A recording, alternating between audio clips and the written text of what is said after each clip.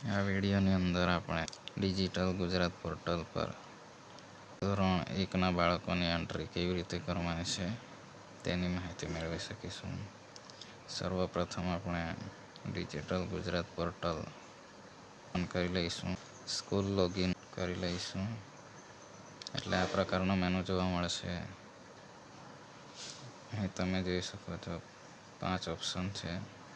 દરેક ઓપ્શનમાં આપણે માહિતી ભરવાની છે.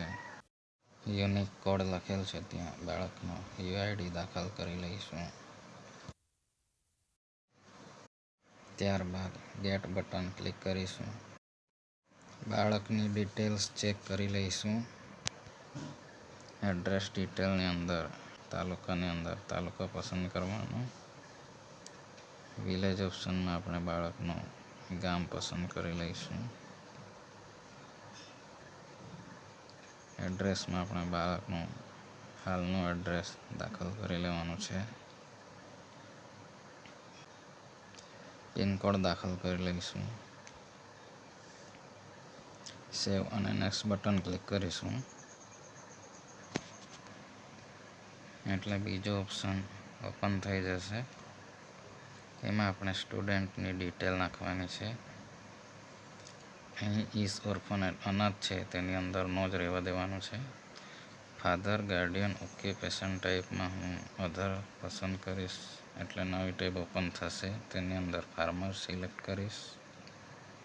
મધર ઓક્યુપેશન ટાઈપમાં હું અધર સિલેક્ટ કરીશ. નવી ટેબ ઓપન થશે. તેમાં હું હાઉસવાઈફ લખી દઈશ. કેટેગરી કોમ્યુનિટીમાં હું બાળક એસટી છે એટલા માટે હું એસટી અનુસૂચિત જનજાતિ પસંદ કરીશ. કાસ્ટમાં હું અનુસૂચિત જનજાતિમાં સમાવિષ્ટ બાળકની કાસ્ટ પસંદ કરી લઈશ. માઇનોરિટી ટાઈપમાં આપણે કશું કરવાનું નથી. ફિઝિકલી હેન્ડીકેપમાં જો બાળક હેન્ડીકેપ હોય તો યસ કરવું. ફેમિલી ઇન્કમ દાખલ કરી લેવાની. Parent student mobile number optional છે. હોસ્ટેલ ટાઈપમાં નોટ એપ્લિકેબલ. બાકીના ઓપ્શન બાળકોને લાગુ પડતા નથી એટલે ખાલી રહેવા દઈશું. બીપીએલ નંબર લખેલ છે ત્યાં બાળકનો બીપીએલ નંબર દાખલ કરી લઈશું.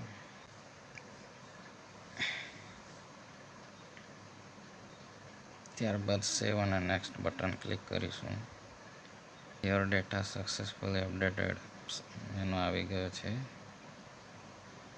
ત્યારબાદ ત્રીજા ઓપ્શનમાં આધાર ડિટેલ દાખલ કરવાની છે. નેમ એઝ પર આધારમાં હું બાળકનું આધાર કાર્ડ પ્રમાણે નામ દાખલ કરી લઈશ.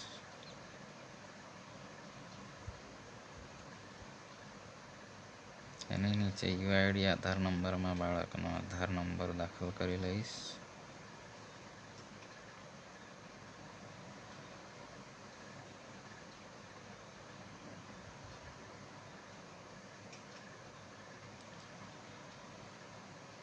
ત્યારબાદ વેરીફાઈ આધાર બટન પર ક્લિક કરીશ.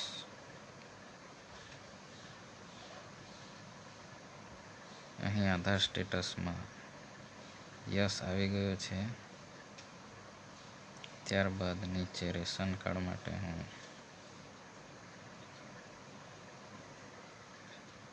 બાળકનો રેશન કાર્ડ મેમ્બર નંબર દાખલ કરીશ. ગેટ ડિટેલ પર ક્લિક કરતા બાળકની ડિટેલ આવી જશે જેને હું ચેક કરી લઈશ. ત્યારબાદ ટીક માર્ક કરી સેવ અને નેક્સ્ટ બટન ક્લિક કરીશ.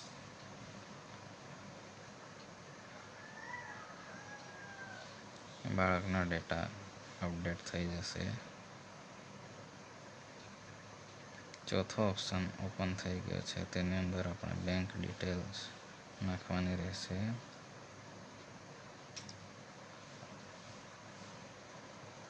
આધાર કન્સર્ન ટીક કરી લેવાનું છે. ત્યારબાદ આઈએફએસસી કોડ બાળકનો બેંકનો જે હશે તે દાખલ કરી લેવાનો.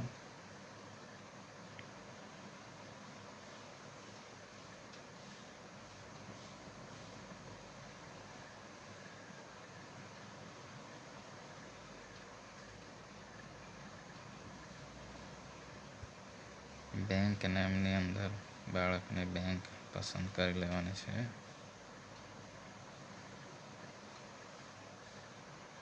બેંક બ્રાન્ચ નેમની અંદર બ્રાન્ચનું નામ આવી જશે. બેંક એકાઉન્ટ નંબરમાં આપણે બાળકનો ખાતા નંબર લખી દઈશું.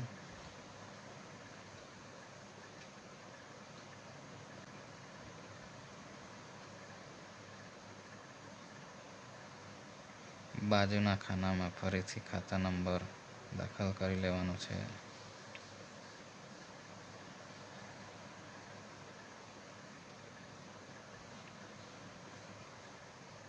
ત્યારબાદ નીચે એકાઉન્ટ હોલ્ડર્સ નેમ એની અંદર પાસબુકમાં જે નામ હશે તે પ્રમાણે નામ દાખલ કરી લઈશું.